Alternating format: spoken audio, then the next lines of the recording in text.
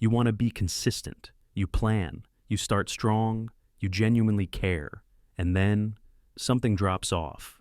Not because you stopped wanting it, not because you forgot why it mattered, but because staying consistent suddenly feels heavy, uncomfortable, or strangely urgent to escape. This isn't laziness. This isn't lack of discipline. Today we're breaking down why you can't stick with things even when you want to, what your nervous system is reacting to, and how to build consistency without fighting yourself. 1. Consistency threatens your nervous system. Consistency sounds calm, but to a dysregulated nervous system, it feels dangerous. Why?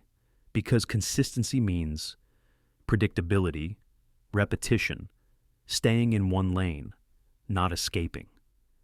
If your system learns safety through chaos, urgency, or constant adjustment, steadiness feels unfamiliar, and unfamiliar feels unsafe.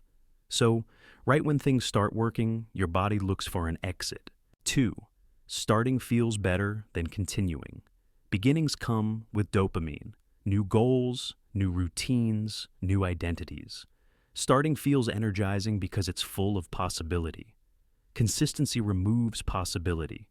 It asks you to show up without novelty, without reward spikes, without identity reinvention. So your brain looks for another fresh start instead of staying with the process. 3. Consistency exposes identity gaps. Sticking with something forces you to face who you are without momentum. No excitement, no applause, no proof yet. If your self-worth is tied to intensity or performance, consistency feels like being alone with yourself. And that can feel uncomfortable, boring, or even threatening. So you abandon the thing before it can expose you. 4. Progress triggers. Old survival patterns. Here's something most people miss. When things start stabilizing, old patterns come up. Fear of being seen, fear of responsibility, fear of losing the excuse, fear of success changing relationships. So, right when you're about to lock something in, your nervous system creates resistance, not to stop you from succeeding, but to keep you safe in familiar territory. 5. You confuse consistency with confinement. If you grew up needing flexibility to survive, structure can feel like a trap. Consistency feels like, I'm stuck. I can't adjust. I'm losing freedom. So, you quit to regain a sense of control, not because the goal was wrong, but because your system equates freedom with movement, not steadiness. 6. Why willpower keeps failing you. Willpower is a mental tool. Consistency is a nervous system skill.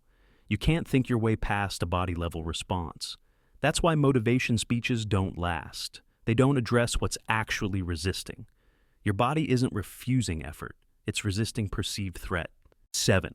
How consistency actually becomes possible. Consistency doesn't start with discipline. It starts with safety. Here's what helps. Shrink the commitment until your body doesn't panic.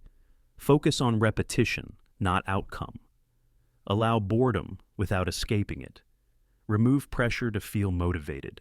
Stay even when nothing is happening. Consistency grows when your nervous system learns. I'm safe staying. You don't quit because you're weak. You quit because part of you learned to survive by moving, not staying. Consistency isn't about forcing yourself forward. It's about teaching your body that steadiness won't cost you safety. And if you want more deep psychology like this, subscribe to Under the Psyche.